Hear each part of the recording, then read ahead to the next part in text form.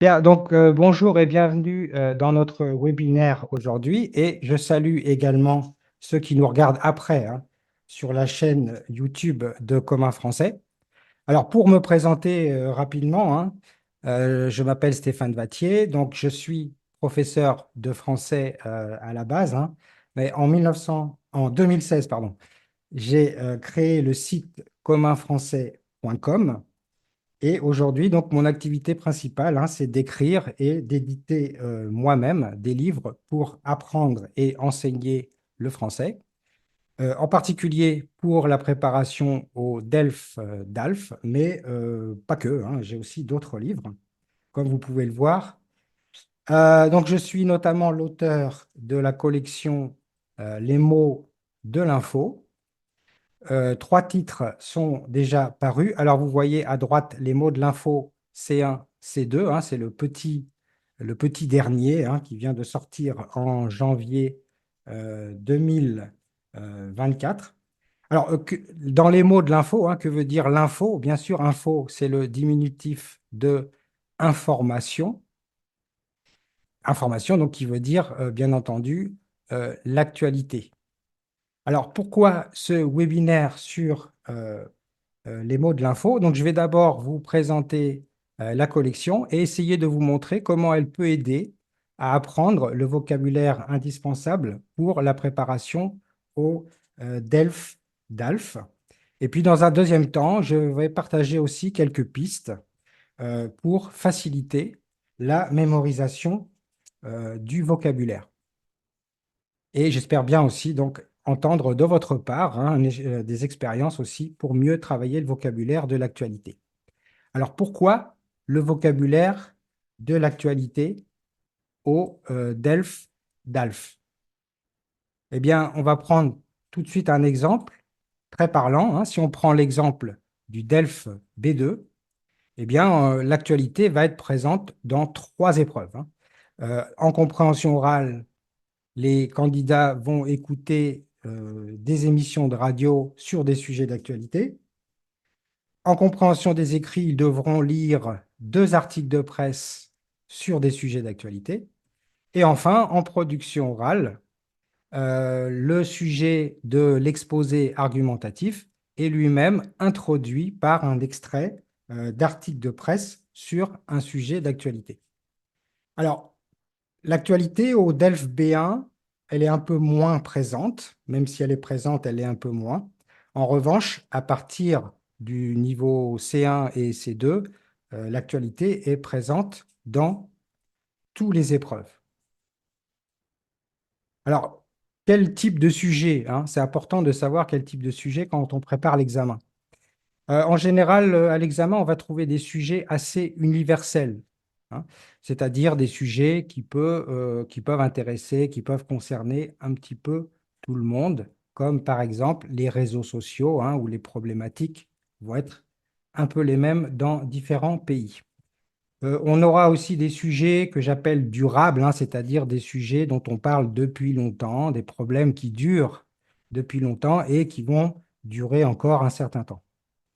Et puis, vous avez aussi des sujets brûlants, c'est-à-dire d'actualité très récente et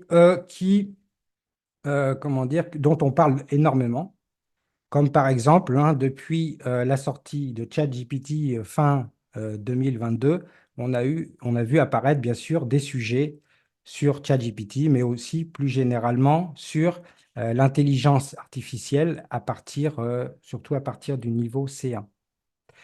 En revanche, on n'aura pas au DALF de sujets trop locaux, c'est-à-dire de sujets peut-être trop franco-français, et puis, bien entendu, des sujets qui sont trop sensibles, comme des sujets politiques, religieux, les guerres, etc. Donc, bien entendu, ça n'a aucun intérêt de travailler ce type de sujet quand on se prépare à l'examen du DELF ou du DALF. Donc, conséquence, quelles vont être les stratégies de préparation aux examens? Bien entendu, ça va être une fréquentation intensive des médias, à l'écrit et à l'oral, donc lecture de la presse écrite, mais aussi de la presse audio surtout, hein, puisque à l'examen, on n'y a pas de vidéo à l'examen, mais on peut bien sûr se préparer en regardant des vidéos. Une autre stratégie, ça va être naturellement d'enrichir le vocabulaire sur des sujets qui peuvent tomber souvent à l'examen. Et puis, ça aussi qu'il ne faut pas oublier, ça va être de développer sa culture générale. Et là, je mets y compris en langue maternelle. Alors, ça peut paraître un peu surprenant, mais je rappelle quand même que les difficultés en compréhension, que ce soit orale ou écrite, ça vient pas seulement d'un problème linguistique, mais ça vient aussi souvent d'un problème de connaissance. Il est beaucoup plus facile de comprendre un document dans une langue étrangère quand je connais bien le sujet. Si je connais bien le sujet, je vais plus facilement deviner, par exemple, des vocabulaires qui est un peu difficile, que je ne connais pas encore. Donc, c'est une stratégie intéressante dans la préparation à l'examen. Donc, c'est de développer sa culture générale et essentiellement sur des sujets d'actualité. Et on peut très bien le faire, hein, ce développement des connaissances, on peut très bien le faire dans sa langue maternelle. Mais tout ça, ça va demander beaucoup, beaucoup de travail, hein. Il y a, dans la préparation à l'examen, il n'y a pas seulement une préparation à la méthodologie, naturellement, mais il y a aussi une mise à niveau linguistique qui est très importante. Je prends un exemple, hein, pour passer du niveau B2 au niveau C1, généralement, il faut compter à peu près 200 heures d'apprentissage. Moi, en tant qu'enseignant, hein, j'ai souvent dû donner des cours de préparation au DALF C1 à des étudiants qui n'avaient pas le niveau linguistique C1. Et quand vous avez 50 heures de cours de préparation, c'est vraiment compliqué. Donc, je devais donner beaucoup d'activités supplémentaires pour le vocabulaire, la grammaire, etc., pour faire ce travail de mise à niveau linguistique qui aurait dû être fait avant. Donc, pourquoi j'ai sorti cette collection, donc les mots de l'info? Bien, en partant de ce problème, hein, déjà, ça va être pour permettre de faire gagner du temps, hein, faire gagner du temps aux candidats, mais aussi aux enseignants. Alors, faire gagner du temps comment? Parce que dans ces livres, j'ai déjà, si vous voulez, sélectionner des sujets qui sont fréquents aux examens. Et j'ai déjà fait cette sélection de vocabulaire utile, hein, sous forme de mots-clés pour comprendre, pour traiter aussi bien en compréhension qu'en production, hein, donc ces sujets. Et puis, j'ai également adopté une méthode d'apprentissage simple, hein, pour essayer d'apprendre ce vocabulaire le plus efficacement possible. Et cette méthode simple pour permettre de travailler aussi bien en autonomie. Alors, en autonomie, hein, ça veut dire quand le candidat se prépare seul, sans professeur, et je sais qu'ils sont nombreux, mais aussi pour faire un travail en classe, en présentiel, hein, ou en ligne. Alors, je rentre un petit peu dans le détail de la collection. Alors, dans son organisation générale, vous avez vu, hein, il y a un double niveau dans chaque livre. Hein, c'est B1, B2, B2, C1, C1, C2.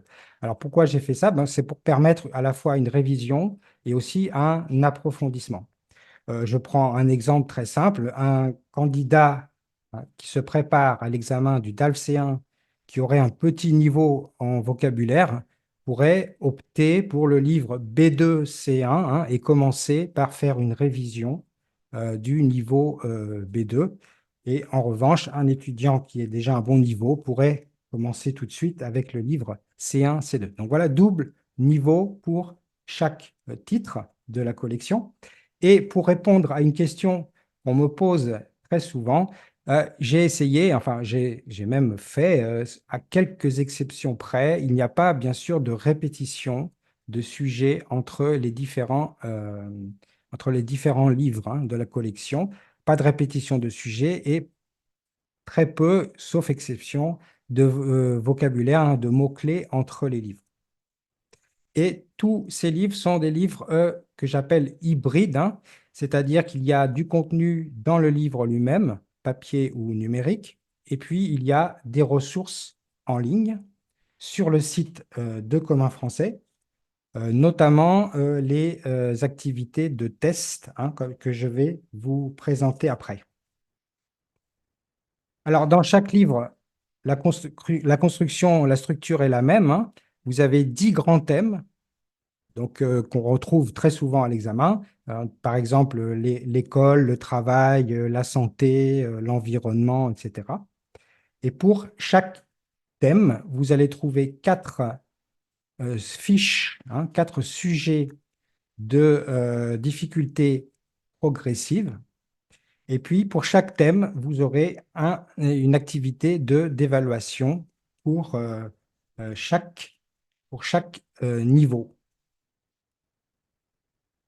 Alors, comment sont faites les fiches?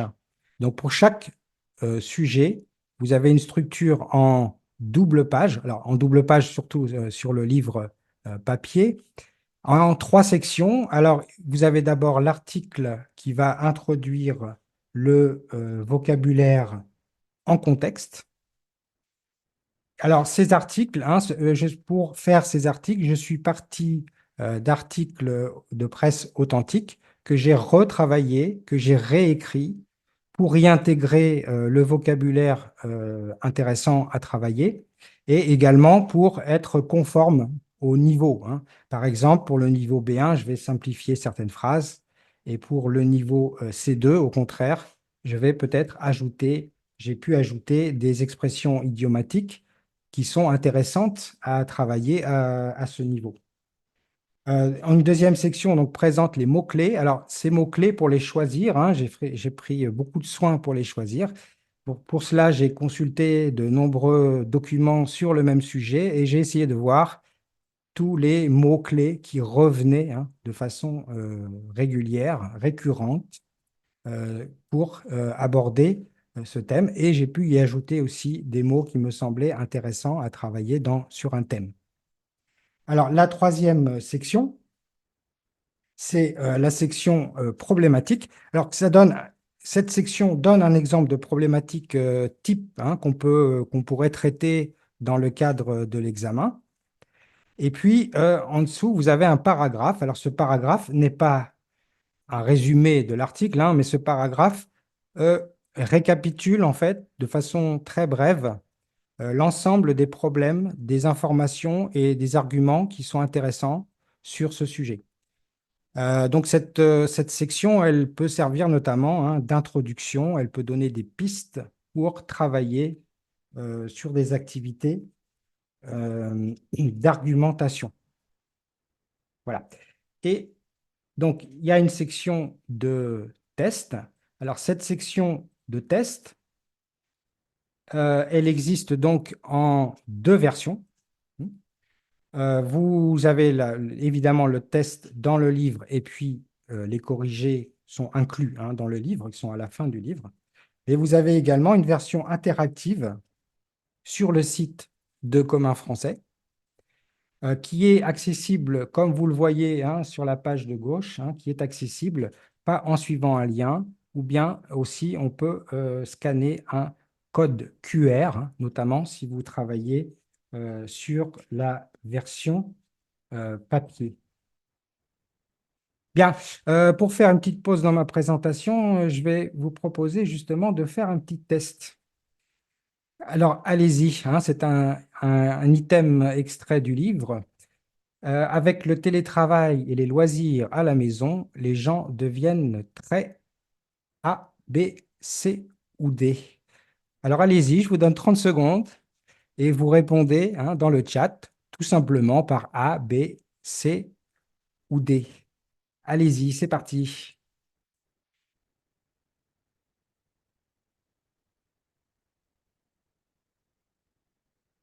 Alors là, je vois déjà... Oh, ça va vite, ça va vite. Je vois déjà beaucoup de bonnes réponses. Oh, bah là, on est presque à 100% de bonnes réponses. C'est très bien. C'était bien entendu la réponse C, hein. Avec le télétravail, les gens deviennent très sédentaires. Donc sédentaire, hein, qui signifie qui désigne un mode de vie hein, où on ne fait pas beaucoup d'activités à l'extérieur, où on reste surtout chez soi. Voilà, bon, bah, bravo à vous, hein, que de bonnes réponses, c'est très bien. Ensuite, comment on peut exploiter les livres de la collection Les mots de l'info? Donc là, je vous donne quelques pistes. Alors, on peut d'abord, je pense avoir montré qu'on peut les utiliser en autonomie, hein, puisque c'est une démarche qui est très simple, et avec les corrigés inclus. Mais là, je rappellerai deux principes hein, qui sont vraiment très, très importants, et ça, je dois le répéter tout le temps. Si un candidat qui se prépare seul doit évidemment anticiper, hein, c'est-à-dire prévoir suffisamment de temps pour apprendre hein, tout ce vocabulaire, et puis travailler de manière régulière, naturellement. Autrement dit, prendre le livre pour travailler la veille de l'examen, ce n'est jamais une très, très bonne idée. Donc, anticipation et régularité. Pour les enseignants pourront faire des activités de lexique hein, autour de l'actualité. Et puis, un usage qui me semble intéressant, que j'ai déjà pratiqué moi-même, c'est dans le cas d'étudiants qui ont un niveau un petit peu faible, c'est avant de faire, par exemple, une activité de synthèse sur un sujet comme l'intelligence artificielle, c'est de faire travailler sur la fiche du livre consacré à l'intelligence artificielle. Donc, ça peut faire une introduction hein, avant de passer à des documents qui sont plus complexes. On peut aussi imaginer utiliser ces livres dans le cadre d'un cours d'introduction à la lecture de la presse, hein, par exemple pour les niveaux B1, hein, qui voudraient commencer à lire des articles de presse authentiques. Là, je voudrais vous présenter très rapidement parce que ça peut peut-être donner des idées hein, à des collègues professeurs, hein, ça peut peut-être les inspirer pour leurs cours. J'utilise moi-même les livres de la collection Les mots de l'info pour un cours en ligne qui s'appelle Débattre en français C1. Bon, c'est un cours en ligne hein, qui suit un scénario qui est assez simple, hein, c'est-à-dire que je distribue d'abord, enfin j'envoie une fiche sur un sujet quelque temps avant la séance, et puis pendant la séance en ligne, on fait un travail de reformulation du texte hein, qui permet de réemployer le vocabulaire. Et puis, on fait un point sur le vocabulaire, voir si c'est bien compris. Ensuite, en production orale, tout le monde échange des informations, des faits, son expérience sur le sujet, hein, ce qui permet toujours de réemployer le vocabulaire. Et puis ensuite, on travaille sur un débat à partir de la problématique qui est proposée dans la fiche du livre. Et puis, dans la séance suivante, pardon, après la séance, j'envoie un quiz de révision du vocabulaire et puis des arguments que nous avons vus pendant. Voilà. Donc là, ici, vous voyez, ce n'est pas un cours spécifiquement d'ALF C1. Ça peut servir au DALF C1, mais là, c'est pour travailler de façon plus générale l'argumentation, le débat à l'oral en français. Voilà, ça pourra peut-être donner des idées à des collègues. Bien. Alors, pour aller plus loin, voyons maintenant quelques pistes hein, pour mémoriser ce vocabulaire, hein, pour travailler avec ce vocabulaire de l'actualité. Alors, je compte sur vous aussi hein, pour partager avec nous les expériences que vous avez, les techniques que vous avez, comment vous travaillez le vocabulaire de l'actualité. Vous pouvez déjà dès maintenant dans le chat commencer à partager, hein, mettre des idées ou des questions. Vous pouvez déjà commencer et ça permettra d'alimenter nos échanges tout à l'heure. Alors, quelques pistes pour mémoriser hein, ce vocabulaire. Alors, d'abord, hein, la structure des livres de la collection des mots de l'info. Déjà, j'ai essayé de concevoir quelque chose qui facilite la mémorisation du vocabulaire. Donc, le fait que ça soit par fiche, le vocabulaire est vu en contexte, hein. Il y a des exemples d'emploi, il y a des tests d'évaluation, et puis aussi, ce que je conseille pour les candidats en autonomie, surtout, de prendre le livre dans l'ordre, hein, parce que j'ai essayé de reprendre régulièrement des mots-clés qui ont été vus avant, hein, pour permettre justement cette répétition espacée, hein, pour revoir de façon régulière. Voilà, donc ça c'est pour la structure du livre. Trois pistes que je vous propose pour la mémorisation du vocabulaire, c'est du texte vers l'audio, la révision espacée et les activités de réemploi. On va voir ça en détail. Alors pourquoi l'audio d'abord? Parce que ça c'est quelque chose que les candidats oublient souvent, c'est que quand on mémorise du vocabulaire, quand on apprend du vocabulaire, il faut aussi l'apprendre sous sa forme sonore, hein, notamment pour pouvoir le reconnaître plus facilement en compréhension orale, par exemple. Il est très important d'apprendre le vocabulaire aussi sous sa forme sonore. Et pour ça, il y a des outils d'intelligence artificielle aujourd'hui qui sont superbes, qui sont vraiment bien faits maintenant. Je ne sais pas si vous connaissez l'outil qui s'appelle TTS Maker, hein, qu'on appelle un outil de synthèse vocale et qui a le mérite d'être gratuit en plus. Le principe est très simple, hein. Vous allez à gauche copier un texte et ensuite vous allez le transformer en audio.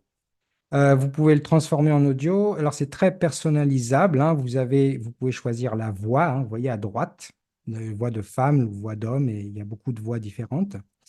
Et vous pouvez aussi, dans les paramètres que vous voyez en bas à droite, vous pouvez choisir le débit, hein, la vitesse de la parole. Donc, c'est très personnalisable. Alors, qu'est-ce qu'on peut faire avec ça? Par exemple, comme je le fais ici, vous pouvez transformer en document audio un article, un texte dans une fiche d'un livre, Les mots de l'info. Ça va permettre de l'écouter, hein, et de favoriser la mémorisation du vocabulaire, par exemple en essayant de le repérer à l'oral. Une autre activité qui a fait ses preuves, hein, depuis très longtemps, c'est une activité de dictée, hein. Vous pouvez générer des dictées avec cet outil. Par exemple, on peut prendre les exemples d'emploi, hein, qui sont dans le livre, les exemples d'emploi de vocabulaire, et générer comme ça des dictées, hein. Ça va travailler là aussi la mémorisation au niveau sonore, hein, sur la forme sonore du mot, et puis aussi, ça va permettre de mémoriser son orthographe, hein, ce qui est très important aussi, comme vous le savez, à l'examen. Donc, voilà un outil d'intelligence artificielle très intéressant qui va permettre de personnaliser des activités à l'oral, donc en audio, qui vont permettre de faciliter la mémorisation du vocabulaire. Deuxième piste, là encore, ce que ne font pas toujours les candidats, même s'ils le savent, c'est de penser à de prendre une stratégie de révision espacée. Alors, qu'est-ce que c'est la révision espacée? Vous voyez ici la répétition espacée, hein.